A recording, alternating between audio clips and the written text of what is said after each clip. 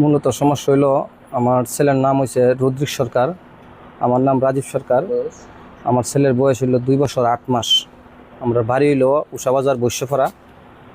মূলত ঘটনাটা হইল আজকে থেকে 5 মাস আগে আমার ছেলে পোলিও খাইছিল।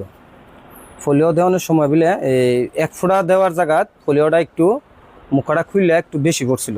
তো বেশি পড়ার পরে আমার ওয়াইফ কইছে যে এই ম্যাডাম পোলিওটা একটু বেশি পড়ছে, তো বাচ্চার কোনো সমস্যা হইব না। তখন ম্যাডাম কইছে না, পোলিও একটু বেশি হলে কিচ্ছু না, এটা লেগে চিন্তা করা লাগতো না। ম্যাডামই আমরা কিছু আর কইছে কোনো সমস্যা হইতো না। ঠিক আছে, তো আমরা বাড়িতে আয় করছে। বাড়িতে আয় করার পরে আমারও এই কথাটা কইছে পরে আমি কই ম্যাডাম যখন কইছে কিচ্ছু হইতো না, না হইতে পারে। তো ওখানে আমি এই আমার ছেলেটার লইয়া এই মাসখানেক পর থেকেই আমার ছেলেটার ফেটের বেদনা, মাস বা 15-20 দিন এমন পর থেকে ফেটের বেদনা, প্রচুর ফেটের বেদনা পরে আমি আমার ছেলেটারে আইজিএম পাঠাইছি। আইজিএম পাঠানোর পরে আইজিএম থেকে ওষুধ দেখছে, দেওয়ানোর পরে এই কইছে যদি কোনো সমস্যা হয় পরে আইনা ভর্তি করেন। তো আইজিএম থেকে আওয়ার পরে আমি আর আইজিএম দেখাইছি না, আমি সবসময় ডাক্তার দেখাইলো কেয়ার সুমনি লীলরতন মজুমদারে, তাইনের কাছে আমি যাই, হেরে দেখাইতাম। দেখানোর পরে তাইনে ওষুধ দেয়, 15-20 দিনের ওষুধ দিছে। ওষুধ খাওয়াইলাম, ওষুধে কোনো রেজাল্ট আমি পাইছি না। পরে আমি আবার যাইলাম, তাইনে আবার আমার ওষুধ দিল। ওষুধ দেওয়ানোর পরও আমি কোনো রেজাল্ট পাইলাম না। তারপরে 3বারের মাথায় যখন গেছি তখন তাইনে পরীক্ষা দিছে, সোনোগ্রাফি দিছে, পেচ্ছাপ পরীক্ষা দিছে। তখন সোনোগ্রাফি পেচ্ছাপ পরীক্ষা দিছে, তখন আমি সোনোগ্রাফি পেচ্ছাপ পরীক্ষা মাদার্স টেরাসের ভিতরে আমি ইমার্জেন্সি করাইছি। সোনোগ্রাফি পেচ্ছাপ পরীক্ষা করাই তাইনের কাছে আবার রিপোর্ট তুলে গেছি। তাইনে কইছে কোনো সমস্যা নাই, রিপোর্ট একদম ভালো আছে। ঠিক আছে, রিপোর্ট একদম ভালো আছে। তারপরে ভাবলাম যে ছেলেটা রিপোর্ট ভালো আছে, কোনো ব্যথা ট্যাথা কেয়ার করে কোনো কিছু ধরা পড়তেছে না, তাইলে মনে হয় বা কোনো কিছু বাতাস টাতাস লাগছে বা অন্য কিছু, তো অন্য কিছু শাস্ত্রিক কিছু দেখাইছি। দেখানির পরে কিছু কমতেছে না।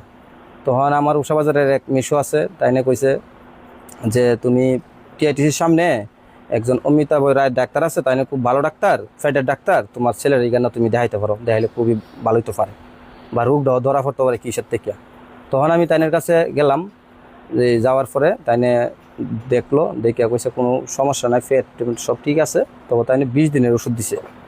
20 দিনের ওষুধ দেওয়ার পরে কইছে তাইনে 20 দিন পরে আমি তাইনের লোক দেখা করতাম। তো 20 দিনের মাঝে আমার ছেলের যখন সমস্যা কমছে না, তখন আমি 10 দিনের ভিতরে দেখা করছি। 20 দিনে আমি ফাইট করছি না, 10 দিনের ভিতরে দেখা করছি। দেখা করানোর পরে তাইনে আবার আমার আর কোনো ওষুধ দিছে না, তাইনে পরীক্ষা দিছে সোনোগ্রাফি আবার রক্ত পরীক্ষা। তো গত বৃহস্পতিবারে আমি সোনোগ্রাফি রক্ত পরীক্ষা সবই করছি।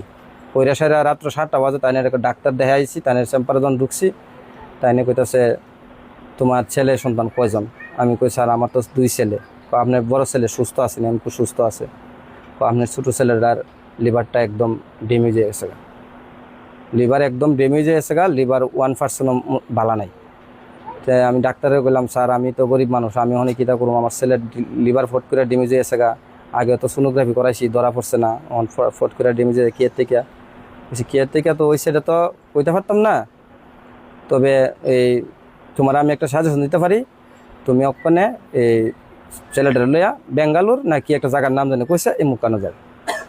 তখন আমি কইলাম যে মুখানো যাবো স্যার, আমার কাছে তো অত টেহাটো নাই, আমি কেমনি কী করবো, আমি গরিব মানুষ, খাট মিস্ত্রি কাজ আমি করি, দিন আইন না দিন খাই, আর আমার ছেলেটা অসুস্থ আছে 4 মাস ধরে, আমি তো টাহাটুয়া সব নষ্ট করে লিছি।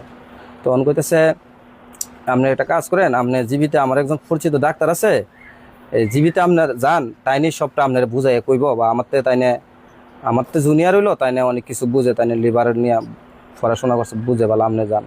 গত কালকে শনিবারে আমার তাইনে ভাড়াইছি 10টার সময় আমি গেছি, তাইনের জীবিতে গেছি। জীবিতে যাওয়ার পরে তাইনের আমি সমস্ত ঘটনাই আবার খুলে কনের পরে এই তাইনে কইতেছে সেম সমস্যাই, কইতেছে লিভারটা একদম কাজ করতেছে না, লিভার একদম ড্যামেজ হয়েছে, আপনি যত তাড়াতাড়ি পারেন আপনার ছেলেটা লইয়া দিল্লিতে যান।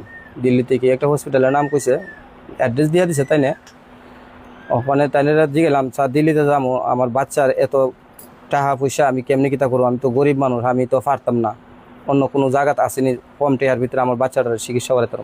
তখন কইতেছে অন্য কোনো জায়গায় যাইতে পারেন, কিন্তু আপনার বাচ্চার চিকিৎসা ওইরকমভাবে হইব কি না তা আমি সঠিক কইতে পারি না, কিন্তু আমি যেটা কইতেছি ওইটা আপনার বাচ্চার লিভারের লেগে বেটার হসপিটাল, আপনি এটা তো এই চিকিৎসাটা করেন, আপনারা দেন, মা বাপে দেন, তাইলে দিতে পারেন। আর এমনিতে পারতে নেই না, কইতাছে এমনিতে লিভার আপনি দৈনিক অন্য গান থেকে করতে পারতেই নেই না, এটা অনেক টাকার দরকার, আপনারা গরিব মানুষ।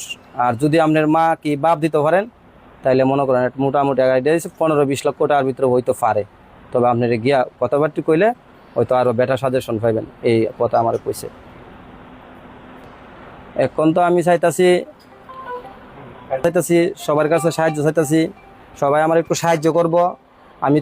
আমার তো ক্ষমতা নাই, আমি এত টাকা খরচা করে আমার ছেলেটা বালা করে আনতাম, আর আমি গরিব মানুষ, আমি কাঠমিস্ত্রি কাজ করে খাই, আমি 20 লাখ 30 লাখ টাকা লক্ষ আমি কইতে কেন।